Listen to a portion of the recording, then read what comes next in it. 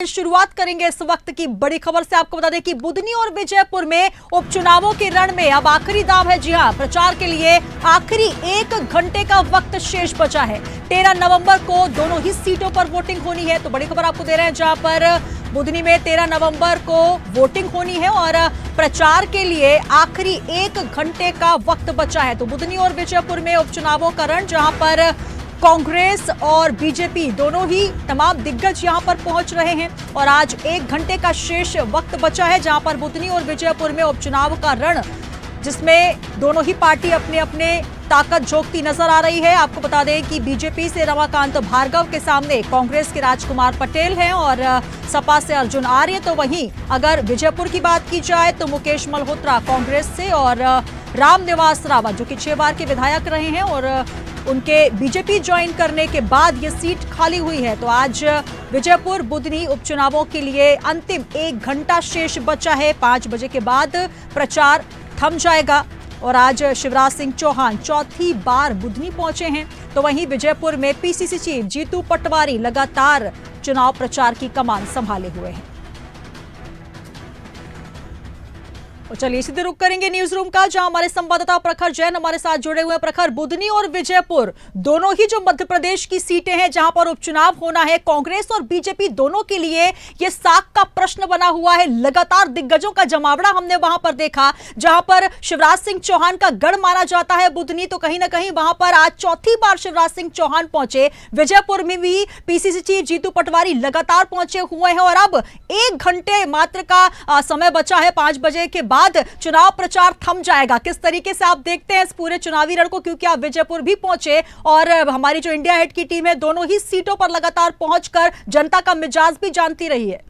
देखिए सुनीता, बिल्कुल आखिरी का 1 घंटा बचा हुआ है उपचुनाव के प्रचार के शोर को थमने में, और ऐसे में चाहे विजयपुर हो या फिर बुधनी हो, दोनों सीटों पर बीजेपी कांग्रेस दोनों ही पार्टियों के दिग्गज दमखम लगाए हुए हैं। न केवल बीते 15 दिनों में जहां पर मुख्यमंत्री डॉक्टर मोहन यादव जो लगभग 2 दर्जन से ज्यादा चुनावी कार्यक्रम दोनों ही सीटों पर कर चुके हैं। चाहे वीडी शर्मा की बात करें, जो 15 दिन से लगातार विजयपुर और बुधनी की गलियों की धूल छान रहे थे, वहीं कांग्रेस की भी अगर बात की जाए तो जीतू पटवारी लगातार विजयपुर में, खासतौर पर बुधनी में तो दमखम जो है वो देखने को मिल ही रहा था। न केवल उपचुनाव की घोषणा के बाद, उसके पहले भी बुधनी में किसानों को कहीं ना कहीं कांग्रेस पार्टी ने अपनी तरफ करने की कोशिश की थी और उपचुनाव में भी लगातार जो है वो कांग्रेस के दिग्गज जीतू पटवारी समेत दिखाई दिए। और खासतौर पर विजयपुर की अगर बात की जाए तो विजयपुर में कांग्रेस ने सबसे ज्यादा दमखम जो है वो लगाया, जहां पर जीतू पटवारी सक्रिय नजर है। वहीं पर राजस्थान बॉर्डर से सटे होने के कारण राजस्थान के भी दिग्गजों ने चुनाव प्रचार किया।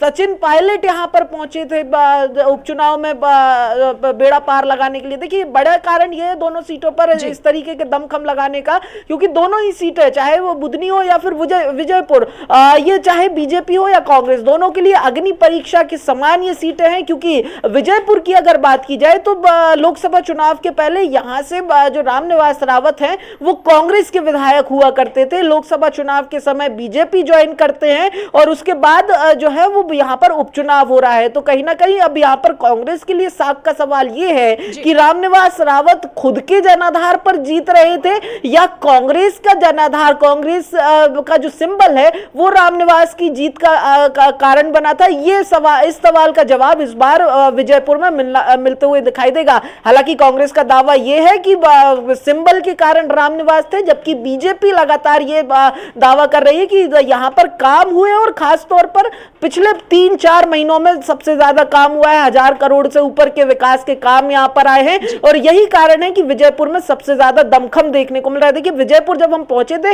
एक अलग ही जो है नजारा देखने को मिला। ये विजयपुर का जो उपचुनाव है ये ठीक उसी तरह से हो गया है जो 2005 का उपचुनाव उपचुनाव बुधनी में हुआ था, जब शिवराज सिंह चौहान पहली बार बुधनी से मुख्यमंत्री के तौर पर जब चुनाव लड़ रहे थे। मंत्रियों का पूरा जमावड़ा था बुधनी में। कुछ उसी तरीके का नजारा इस समय विजयपुर में देखने को मिल रहा है। लगातार मंत्रियों के काफिलों के सायरन सुनने को मिल रहे हैं विजयपुर में, चाहे फिर वो नरेंद्र सिंह तोमर हो या फिर वी डी शर्मा हो या खुद मुख्यमंत्री डॉक्टर मोहन यादव हो। लगातार विजयपुर में जो है वो ताकत झोंके दिखाई दिए। वहीं बुधनी की अगर बात की जाए तो बुधनी एक स्पेशल सीट इसलिए इस बार दिखाई दे रही है क्योंकि देखिए बुधनी में लगातार 2003 से ही लगातार बीजेपी का जो दमखम है वो देखने को मिला है। शिवराज सिंह चौहान मुख्यमंत्री भी यहां से रहे और ये बड़ा कारण था कि कांग्रेस को यहां पर पिछले लगभग 5 चुनावों में बहुत ज्यादा कुछ यहां पर हासिल नहीं हुआ। ऐसे में एक सवाल ये है कि जब जिस तरीके से बुधनी को शिवराज सिंह चौहान का गढ़ माना जाता है, बीजेपी का गढ़ माना जाता है, लेकिन लगातार चौथी बार वो चुनाव प्रचार करते नजर आए। उनके सुपुत्र कार्तिकेय चौहान भी लगातार दमखम के साथ वहां पर उतरे, तो कहीं ना कहीं एक मशक्कत तो जरूर देखने को मिल रही है। हालांकि अभेद्यगढ़ ये कहा जाता है विजयपुर की, जिस तरीके से आप बात कर रहे हैं वहां पर भी हमने देखा आदिवासी कार्ड खेलते हुए कांग्रेस नजर आई। मुकेश मल्होत्रा उनके सामने जो कि पूर्व भाजपाई हैं। यहां विजयपुर में अगर रामनिवास रावत की बात करें तो पूर्व कांग्रेसी हैं, तो कहीं ना कहीं पूर्व कांग्रेसी पूर्व बीजेपी दोनों के कैंडिडेट्स आमने सामने नजर आ रहे हैं। आदिवासी जो बहुल इलाका माना जाता है वहां पर एक बहुत बड़ा जो वोट बैंक है वो साधने का प्रयास कांग्रेस ने किया है। क्या देखा आपने वहां पर? जनता से अगर बात की, मुकेश मल्होत्रा कितनी टक्कर दे पाते नजर आते हैं? और अगर बुधनी की भी बात करें तो क्या वजह है कि लगातार शिवराज सिंह चौहान वहां पर जमावड़ा बनाए हैं जबकि बीजेपी का गढ़ माना जाता है बुधनी? देखिए बिल्कुल सुनीता, विजयपुर और बुधनी दोनों ही दावे जरूर दोनों तरफ से किए जा रहे हैं कि बहुत इजीली ये सीट निकाल कर ले जाएंगे, लेकिन दोनों के लिए ही यहाँ पर दोनों ही सीटों पर, चाहे बुधनी की बात करें या विजयपुर की, बहुत सारी चुनौतियां हैं। बुधनी की अगर बात करें बीजेपी का गढ़ जरूर रहा है, लेकिन इस बार जो समीकरण है, शिवराज सिंह चौहान भले मुख्यमंत्री रहते हुए यहाँ से जीत रहे थे, लेकिन एक जातिगत जो फैक्टर था वो यहाँ काम करता हुआ दिखाई दे रहा था। ओबीसी और किरार फैक्टर जो है वो लगातार बीजेपी के साथ था। लेकिन इस बार के चुनाव में जो रमाकांत भार्गव हैं वो उनके साथ जो फैक्टर्स है जो शिवराज के साथ थे वही जो रमाकांत भार्गव है उनके खिलाफ है। मसलन अगर बात की जाए बाहरी वाला एक फैक्टर है वो बुधनी के मूल निवासी नहीं है, वो विदिशा रहते आए हैं। दूसरा फैक्टर किरार का फैक्टर अगर देखा जाए या ओबीसी का फैक्टर देखा जाए तो एक सवर्ण चेहरा है, किरार का फैक्टर भी यहाँ पर नहीं है, जबकि दोनों ही फैक्टर यहाँ पर कांग्रेस के साथ दिखाई दे रहे हैं। और यही बड़ा कारण है कि लगातार बीजेपी का गढ़ होने के बावजूद शिवराज सिंह चौहान यहां पर लगातार चुनाव प्रचार में दिखे। देखिए सुनीता, ये बड़ी बात है कि शिवराज सिंह चौहान ने कभी अपने प्रचार के लिए तक बुधनी नहीं पहुंचे हैं, केवल आखिरी दिन एक नॉमिनेशन के दिन पहुंचते थे और एक वोटिंग के दिन पहुंचते थे। इसके अलावा प्रचार की कमान उनके बेटे संभालते थे या कार्यकर्ता संभाला करते थे। लेकिन रमाकांत भार्गव के चुनाव में लगातार झारखंड के चुनाव प्रभारी के होने के बावजूद भी शिवराज ने पूरा दमखम यहां लगा कर रखा। आज दिन भर में ही 4 सभाएं जो है वो शिवराज बुधनी में करने जा रहे हैं। वहीं विजयपुर की अगर बात की जाए तो विजयपुर में भी कुछ यही फैक्टर्स दिखाई दे रहे हैं। यहां पर दल बदलू का एक बहुत बड़ा फैक्टर है जो कांग्रेस यहां पर भुनाने की कोशिश कर रही है। आदिवासी का कार्ड तो खेल ही रही है और यही कारण है कि चुनाव के महज कुछ दिन पहले जब बीजेपी का दमखम देखने को मिला, 8 तारीख को जब मुख्यमंत्री खुद भी पहुंचे, तो कराहल जैसी सीट जो आदिवासी बाहुल्य सीट है वहां से मुख्यमंत्री ने भी पूरी तरीके से अपना जो शक्ति प्रदर्शन है वो किया था। यहां पर बताने की कोशिश की थी कि भले ही आदिवासी चेहरा नहीं है या भले ही कांग्रेस कितने भी आरोप लगा ले, लेकिन विजयपुर की जनता जो है वो बीजेपी के साथ है।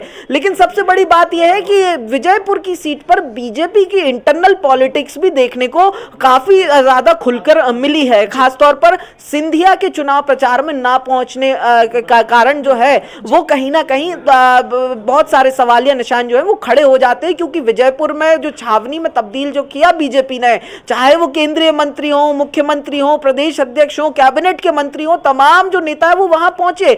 लेकिन ग्वालियर चंबल के होने के बावजूद भी, या ग्वालियर चंबल के सबसे बड़े नेताओं में से एक होने के बावजूद भी सिंधिया यहां पर प्रचार में नहीं पहुंचे। ये कहीं ना कहीं बहुत बड़े सवाल खड़े करती है, यानी कि और साथ ही ये भी एक सवाल खड़ा हो जाता है कि क्या सिंधिया 2020 में जो रामनिवास रावत उनके साथ बीजेपी में नहीं आए उसको अभी तक माफ नहीं कर पाए हैं, ये भी एक बहुत बड़ा सवाल है। वो यहाँ पर इस चुनावी दौर में जो है वो खुलकर सामने निकल कर आया है। वहीं अगर हम बुधनी की एक और बात करें जहां पर देखिए त्रिकोणीय मुकाबला नजर आ रहा है, अर्जुन आर्य जो कि कांग्रेस से नाराज चल रहे थे, सपा का दामन थाम लिया, कितना वोट कटवा साबित होते नजर आएंगे बीजेपी कांग्रेस के लिए?